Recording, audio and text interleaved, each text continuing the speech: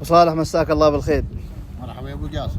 اول شيء نقول لك شكرا من الاعماق على الدعم والتنظيم والترتيب. انتم اللي مشكورين على حضوركم وعلى نقلكم وعلى هذا الحدث اللي تودونه بعيد وقريب. احنا ما سوينا شيء، هذا مسواه قبلنا. الله يطول عمره. وصالح تحدثنا عن مهرجان المشرف وجديد المشرف. مهرجان المشرف جاهز، نتمنى التوفيق للمشاركين باكر ان شاء الله. وصالح تخبرنا عن هذا الدعم المقدم من عندكم 6 سيارات ورموز وجوائز نقديه وسيارات نقديه لاهل الهجن. المساهمين مثل غيرنا اللي مساهم معنا جزاهم الله خير، كل من ساهم وكل من دعم ما نقول لهم الا مشكورين الله ياكرمكم. وصالح باكر انطلاقه اول ايام المهرجان، مهرجان المشرف ملتقى الاصايل. سمي باسم ملتقى الاصايل لانه صحيح بالفعل التقاء الاصايل من كل وفي توقيت مميز. من كل محافظات عمان وصلوا المشاركين، الاعداد كثيره، نتمنى التوفيق والسلام.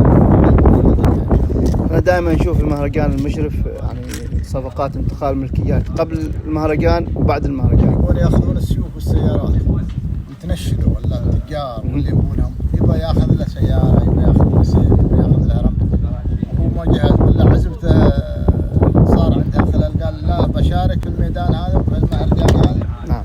والله يوفقهم جميعا ان شاء الله.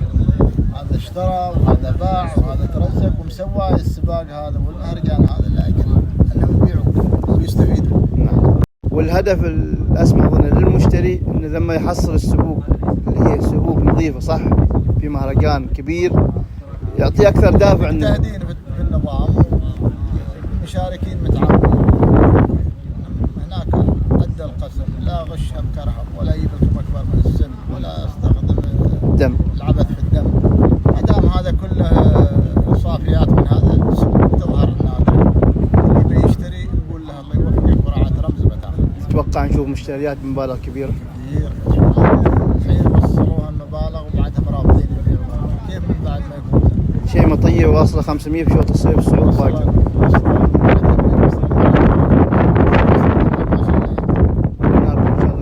وان شاء الله يكون مهرجان ناجح في كل المقاييس. الله يطول عمرك. على هذا اللقاء وعلى زيارتك معنا. الله يطول عمرك. دائما انا عيالك يا ابو صالح، وهذا ما تشاهدون هذه الرموز. ابو صالح لو تعطينا كلمه للناس رجال الاعمال والمهتمين بهذا القطاع والمساهمين على نحو يعني مسؤوليتهم حول هذا القطاع. الدعم الاول والاخير للداعم الاول لهذا الموروث مولانا جلاله السلطان هيثم بن طارق الله يحفظه. داعم هذا الموروث دعم كبير، والمواطنين اهتموا ووصاهم بالمحافظه على موروثهم وعلى عاداتهم وتقاليدهم.